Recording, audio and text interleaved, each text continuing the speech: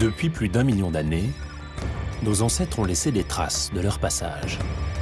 Ces témoins de notre passé ont résisté à l'épreuve du temps, oubliés de tous. Une équipe de spécialistes s'est lancée dans une série d'enquêtes à travers la France. Ils vont tenter de faire parler ces preuves et de réécrire une partie de notre histoire.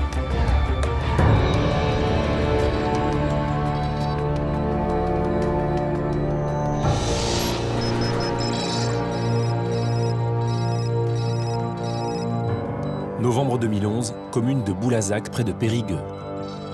Des archéologues découvrent des milliers de silex taillés aux formes différentes, enfouis à 2 mètres sous la surface.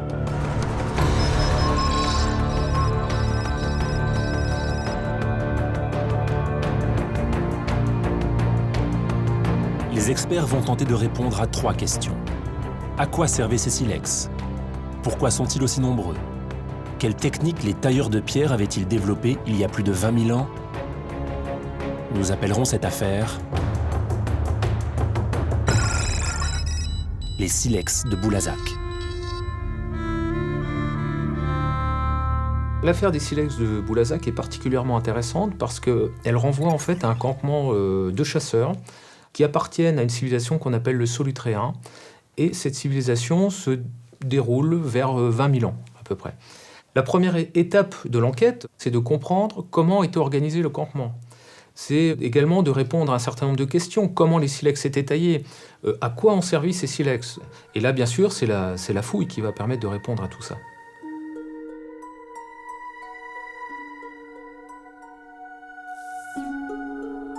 Sur le site, les archéologues découvrent plusieurs zones, chacune étant apparemment spécialisée dans la fabrication de différents outils. Alors dans ce lieu précis, on est face à un poste de production de petites lames qui ont été faites aux dépens d'un nucléus, d'un bloc de silex qui a été débité.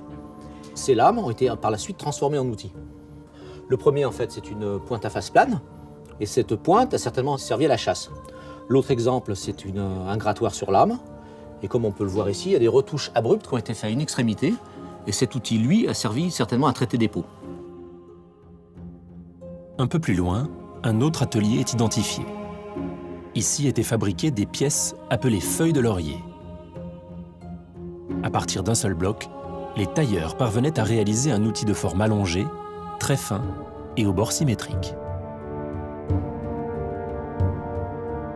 Pour la feuille de laurier ici fragmentée, on peut imaginer précédemment une coque de silex qui entourait finalement l'intérieur. Tous les éclats ont été enlevés en cours du façonnage qui lui-même est fait à la percussion tendre, donc avec un percuteur de bois de renne, en donnant des coups sur le bord de la pièce.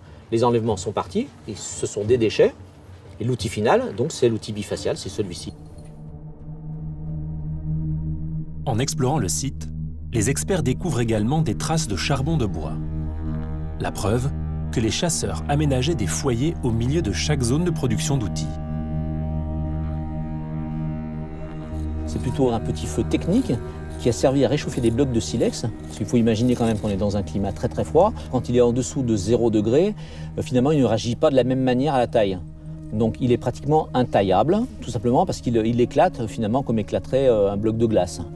Le fait de les réchauffer, on va faire sortir l'eau du bloc de silex qui sera lui-même manipulable. Et le fait de toute façon qu'il ne soit pas complètement gelé permet de le manipuler, de le tourner et puis de l'utiliser.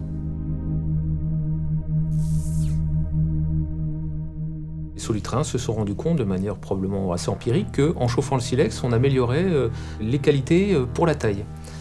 À côté de cette innovation très ingénieuse, c'est également l'aptitude des Solutréens à développer des techniques de taille très élaborées. Et tout ça renvoie peut-être à des besoins qui dépassent largement les besoins du groupe. On pourrait peut-être imaginer effectivement des échanges avec d'autres groupes et pourquoi pas des réseaux sociaux. Les milliers de silex taillés, exhumés sur le terrain, sont transportés au laboratoire pour déterminer leur fonction.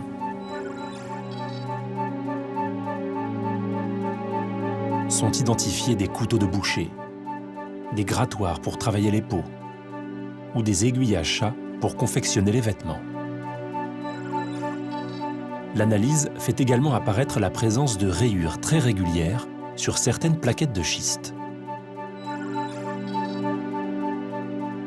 Cette plaquette de schiste, elle est très intéressante, puisqu'en fait, elle présente un ensemble de stries organisées de manière particulière, c'est-à-dire que ce ne sont pas des stries qui sont liées à un phénomène naturel, à une altération, etc., mais bien des stries qui résultent d'un geste de l'homme sur cette pierre. Alors le problème, c'est que cette pierre n'est pas complète, donc probablement qu'au départ, on avait un dessin cohérent qui signifiait quelque chose donc d'artistique, peut-être de symbolique, mais comme la pierre n'est pas complète, on a du mal à accéder au dessin en entier. Alors ces plaquettes de schiste ont pour particularité d'être gravées, et ce sont les seuls exemples que l'on connaisse pour des sites de plein air de cette période. On sent une forme d'obsession autour de la pierre, parce que effectivement, les solutréens, au-delà du caractère fonctionnel des outils, ils sont attachés à l'esthétique de la pièce, à la finesse de la symétrie, comme cette feuille de laurier là, très très fine, très régulière, qui effectivement est d'une efficacité redoutable pour la découpe de la viande, par exemple, mais qui aussi montre quand même une recherche d'équilibre, de symétrie. Donc on sent d'autres préoccupations derrière la taille. On peut parler d'art de la taille en quelque sorte, et en ce sens, on peut dire effectivement que les solutréens sont parmi, voire peut-être les meilleurs tailleurs que toute la préhistoire ait connue. Ainsi se termine l'affaire des silex de Boulazac. Mais d'autres fouilles, d'autres enquêtes attendent encore les experts du passé.